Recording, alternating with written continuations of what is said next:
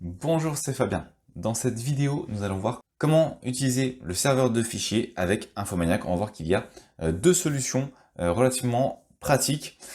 Pour ça, précédemment, j'avais créé un site avec WordPress. Donc, on va pouvoir voir le résultat justement de la création de ce site. Donc, lorsqu'on crée un site internet WordPress avec Infomaniac, ça va créer deux choses. Ça va créer une base de données, puisqu'il faut une base de données pour que notre site puisse fonctionner. Donc ça, c'est la base de données qui a été créée automatiquement par Infomaniac. Donc ça, j'y reviendrai dans une prochaine vidéo.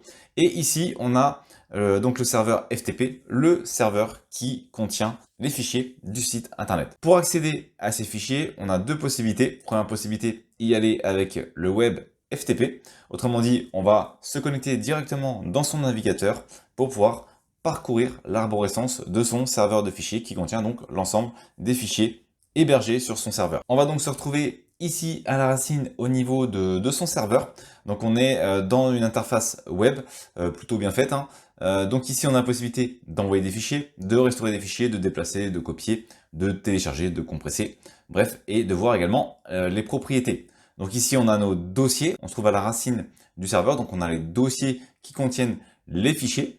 Ici en l'occurrence, ce qui va vraiment nous intéresser, donc ici on a des sauvegardes, on a des logs, on a des stats, mais le dossier qui contient nos sites internet se trouve ici. Actuellement, j'en ai qu'un. Ce site, c'est exceled.org, donc mon site de démonstration.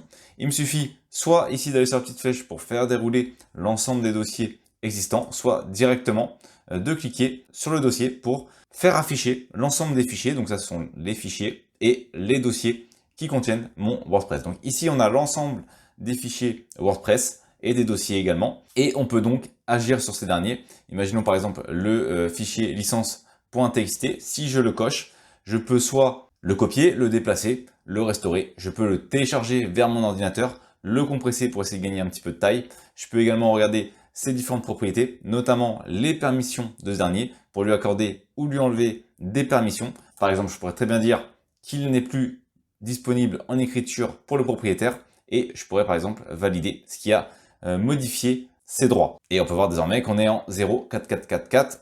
Ça, c'est pour les droits. Alors, vous embêtez pas avec ça si ça vous parle pas. C'est un peu particulier. J'essaierai d'y revenir dans une prochaine vidéo.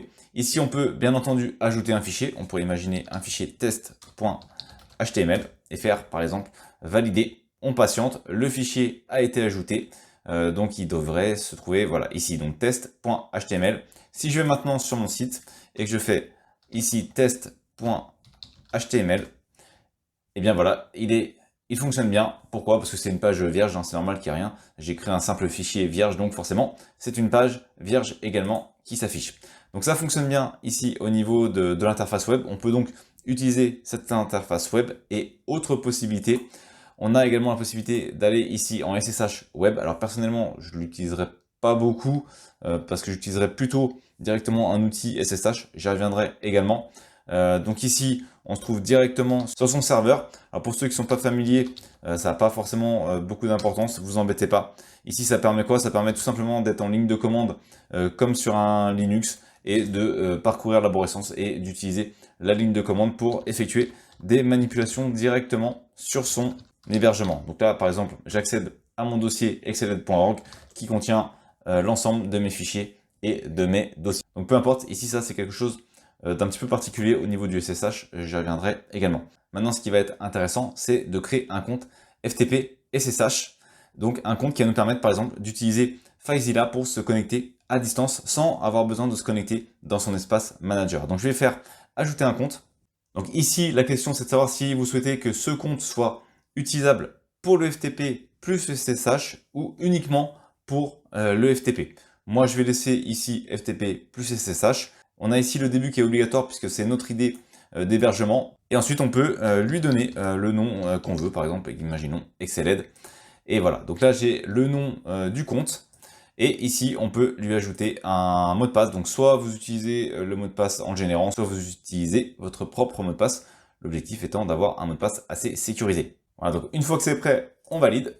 Notre utilisateur a été ajouté avec succès. Il va accéder donc au répertoire cible qui est la racine de notre hébergement. Il a accès également au SSH puisqu'on a mis FTP plus SSH. Et donc, désormais, on va pouvoir se connecter. Donc ici, on peut se connecter avec cet utilisateur directement, comme on vient de le faire sur la partie web. Mais ce qui va vraiment m'intéresser, c'est donc de me connecter avec FileZilla. Pour ça, ici, je lance donc FileZilla. Je vais aller ici sur... je vais copier le serveur hôte, tout simplement. Hein, on va faire simple. Donc le serveur hôte, on l'indique ici. Ensuite, on va aller sur le nom de l'utilisateur. Donc le nom de l'utilisateur, c'est ce que je viens de renseigner. Et je vais donc renseigner mon mot de passe. Donc ici, au niveau du port, généralement, le port par défaut, c'est le 21, mais c'est un port qui n'est pas sécurisé. Donc normalement, si on va sur le 22, normalement, on devrait pouvoir se connecter de manière sécurisée. Autrement dit, en établissant une connexion chiffrée. Donc je vais faire connexion rapide. Il va se connecter directement à Infomaniac. Ici, il me demande en gros s'il peut faire confiance à cette clé de chiffrement, puisque c'est la première fois qu'il la rencontre. Donc je vais lui dire de toujours faire confiance à cet hôte et qu'il peut utiliser cette clé en cache. Ça, c'est la clé de chiffrement entre notre serveur d'hébergement, donc entre notre serveur de fichiers et notre ordinateur. Donc ce qu'on va envoyer ou récupérer, ça sera chiffré. C'est pour la sécurité. Donc c'est bien mieux d'activer cette option. Donc je vais faire OK. Et comme prévu, ici, j'ai bien accès directement à mes différents dossiers. Je suis ici sur mon serveur Infomaniac et je vais pouvoir commencer à faire des manipulations.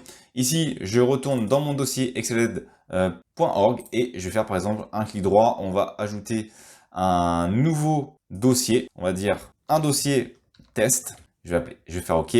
Normalement, il va se trouver ici. Et dans ce dossier test, je vais ajouter un nouveau fichier que je vais appeler ok.html. Et je vais faire OK. Donc, maintenant, ce que je peux faire, c'est tout simplement tester que ça a bien fonctionné. Donc ici, je me retrouve faut que j'aille dans mon dossier test. Si je fais entrer, il y a accès interdit. Ça, c'est une bonne chose. Ça veut dire que par défaut, les options d'Infomaniac sont sécurisées et que si la personne souhaite parcourir entre guillemets les dossiers, elle ne pourra pas voir le contenu de ces derniers. Donc il faut directement renseigner le bon fichier pour qu'il puisse s'afficher. Donc là, je vais faire ok.html et je vais faire entrer. Et comme prévu, j'ai une page blanche, hein, c'est tout à fait normal puisque j'ai rien mis dedans. Hein. J'aurais très bien pu s'y ajouter un petit élément, on peut le tester. Hop, ici je vais ajouter par exemple bonjour. Je vais faire enregistrer. Ici, je dois confirmer l'enregistrement. Donc je fais oui. Le transfert a été réussi. Et donc si j'actualise ma page, désormais, j'ai bien le bonjour qui apparaît. Donc voilà, désormais j'ai accès à mon serveur de fichiers FTP avec Infomaniac. J'ai créé mon utilisateur, donc soit on peut y accéder directement dans la partie web, comme on a vu au début. Personnellement, je préfère y accéder avec un logiciel comme FileZilla. À vous de voir ce que vous préférez. Donc pour accéder avec FileZilla, il va falloir créer un compte FTP, comme je viens de le faire. Et ensuite, vous avez pu voir comment se connecter directement sur son serveur et vous allez pouvoir commencer à manipuler vos fichiers et dossiers au niveau du site. Merci d'avoir regardé cette vidéo. Si vous n'êtes pas abonné, j'espère que cette vidéo vous donnera envie de le faire en cliquant sur le bouton s'abonner et en activant les notifications pour ne manquer aucune des prochaines vidéos. De plus, vous trouverez dans la description un sondage pour déterminer les prochains sujets. À très vite pour une nouvelle vidéo.